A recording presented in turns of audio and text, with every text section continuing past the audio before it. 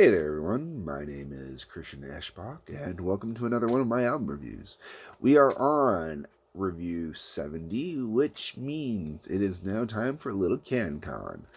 And for today's CanCon, we are taking a look at Theory of a Deadman, Gasoline. All right. Theory of Deadman came out, in that mix with Nickelback and Avril and Sum 40, what I like to call the Canadian invasion that took place for about 4 or 5 years at the beginning of the 2000s. Great little band. I know Windsor really loves them. Everybody here gives them a lot of love. They've played here a lot as well. But meh. This album's not bad. I enjoy listening to the album going through, but it's not an album I really will listen to much. This isn't even my album. This came out of the Girlfriend's collection when we merged together, and I was looking for some CanCon, and this was what I went with. I was surprised at how much of this album I actually remembered or knew, because I only knew it as singles from when it got released. And I remember all the videos and stuff like that. They did have a few good tunes, but at the end of the day, that's kind of almost what it boils down to as well. Most of the album to me really isn't overly memorable. I'll get into it here. Album opens up with Hating Hollywood. It's not a bad tune. There's just nothing really special about it. Nothing really kind of stands out about it to me. Nice, fast, a little heavy. Gets you into the album really nicely. But that's second track on the album is No Way Out. Not really memorable. I'm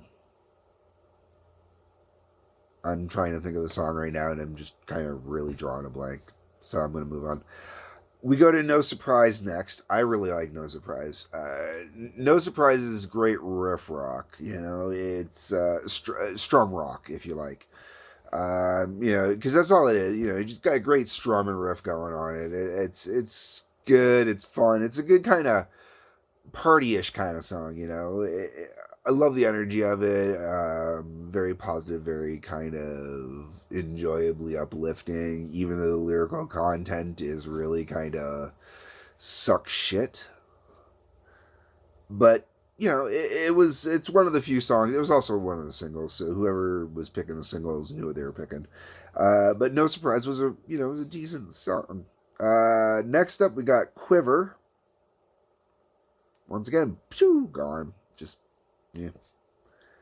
Which is followed by Santa Monica. I remember Santa Monica being this huge song, and I remember that as much as they had a few different singles off of this album, Santa Monica is the one that got overplayed. Real overplayed. A good tune. Really good tune.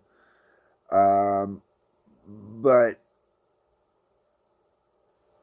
I don't know. Got overplayed. From there we go to Better Off. And Better Off is I like Better Off. Better Off is really fast, really hard, really in your face. I like the content on it.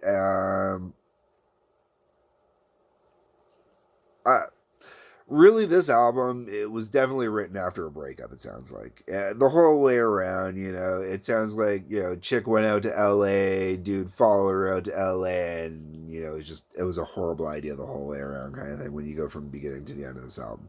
It's really kind of what it feels like. Better Off really kind of helps drive that home. But it's a really good tune. I really do dig it. Like, if you're a dude that's going through a breakup, it's a good breakup song for dudes, No Surprise is a good breakup tune for dudes as well, right? And that's the thing. There's different types of breakup tunes. There's breakup tunes for dudes, and then there's breakup tunes for people that are sappy. This is a breakup tune for a dude, If you get what I'm saying there, thank God. If you don't, I'm sorry. Then we go on to Say Goodbye. It is what it is. Pretty much after Better Off, I really kind of start with the album a little bit. The whole way around, I'm kind of about the album. Like, it's a good album, but it's not a great album. Like, if I were going on a number system, I'd say it's a 6, maybe a 7. Um, it's acceptable, but, I'm glad I didn't buy the album. um, so, yeah, you got Say Goodbye. It's not a bad tune. It's just, at this point, the album's already starting to sound really kind of thematic and repetitive, almost. And it starts to kind of blur a little bit, because you get the Hello Lonely, walk away from this. At this point, I'm not even paying attention to the lyrics almost anymore on this album because of it. Me and My Girl is a good tune. I do like it. It's the one that's a little bit standout. It's a little more celebratory, kind of, but not really. But musically, this one's a little bit different. Not a lot. Like, the biggest problem in here with the music is it kind of all starts to sound the same. It's like AC/DC Symptom, but it's not the same as AC/DC Symptom. This is kind of more...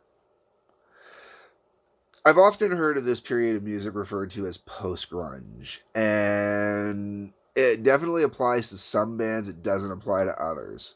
These guys are kind of post-grunge for sure, because the album kind of has this vibe where it just all kind of starts to sound the same, and stuff doesn't really stand out and doesn't pop whatnot as you're going through, and it really kind of, I don't know. I think a little part of it might even be the production on the album. It's too polished, too refined.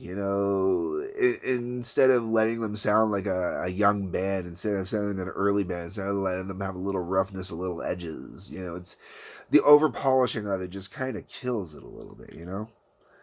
Um, that's why Me and My Girl stands out a little bit. Me and My Girl, it doesn't feel as polished. It feels a little bit rougher, sort of. Not entirely. It's just, there's a vibe to the song. It's just different than everything else in here.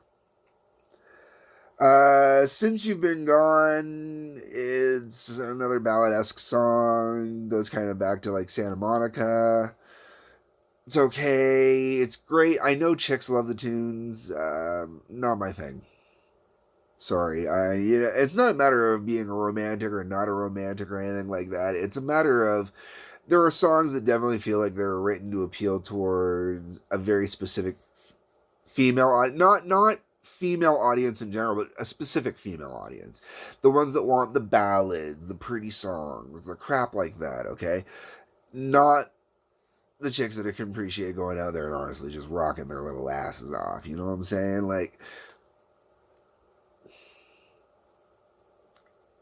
song doesn't have to be pretty, just to be a good ballad, like Hailstorm does some great frickin' ballads or light, pretty songs, but they don't sound like light, pretty songs meant for girls. Well, I mean, okay, the odd one does. I have to get into some Hailstorm reviews.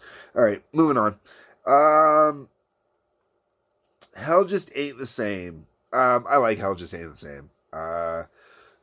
Once again, it's another great breakup tune for guys, for dudes, and it really does. These are the songs on this album I kind of like. I like the songs that are kind of a little more in your face, a little more a dude dealing with his own emotions. Because the reality is there's this whole thing with how men are supposed to vent their emotions. This album really feels like a guy really venting his emotions as positively as he can, while at the same time saying "fuck you, bitch," because guys got to be allowed to do that, and it happens. And then the album finishes off with "Save the Best for Last" and "In the Middle." "Save the Best for Last" probably should have been last on the album. And not for the cliche-ness, just it would have been a stronger finish, I think, than In the Middle was. Um, and I realize that talking about this, I've kind of ripped on this album a lot, and I do apologize. I don't mean to rip on an album. It is, once again, it's a solid album, but I think there's a lot of songs on here that just, to me, are kind of either filler or they're too polished, so it takes away from them. Like, uh, really, at the end of the day, there's about 5 tracks on here I really do dig. No Surprise, Better Off, Me and My Girl, Hell Just Ain't the Same. And as much as I bitched about Santa Monica and how badly it was overplayed, I do enjoy Santa Monica. It is a pretty song. It is well written. The whole way around, though, this album really just... I think that's the problem with this album, is it is a fault of its production. I would have liked to have seen someone maybe not want to make this as polished, give it a little rougher. They tried to Nickelback them. That's what it is. Like, these guys are, they were buddies with Nickelback. If I remember correctly, Nickelback's kind of what helped get them out there. But they don't need to sound like Nickelback, they didn't, and that was the problem, is whoever was working on the production was polishing it too much to make it sound too much like Nickelback was doing it at this time.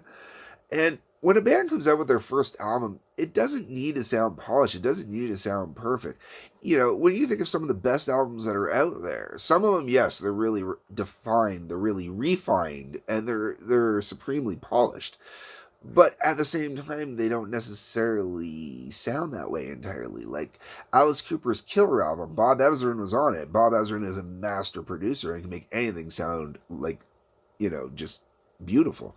But that album didn't sound refined and polished. There was a rough edge to it. There was that Detroit garage edge, that hard edge to it, which made it beautiful. And something that Alice did when he did Detroit Stories. And I mentioned both those because I've covered both those. You can go watch my reviews and see what I'm talking about there. There's other things as well in there where it's really about, like the Sex Pistols. Look at the Sex Pistols. Never mind the Bollocks. Great album from beginning to end, but more or less, depending on how you view it. But it's not pretty. It's not soft. And they'll be like, well, it's punk. No, it was punk, but it wasn't punk. But it's not harsh and rough and brutal like, you hear stuff like Misfits production. Misfits production was brutal on the Misfits in the early days.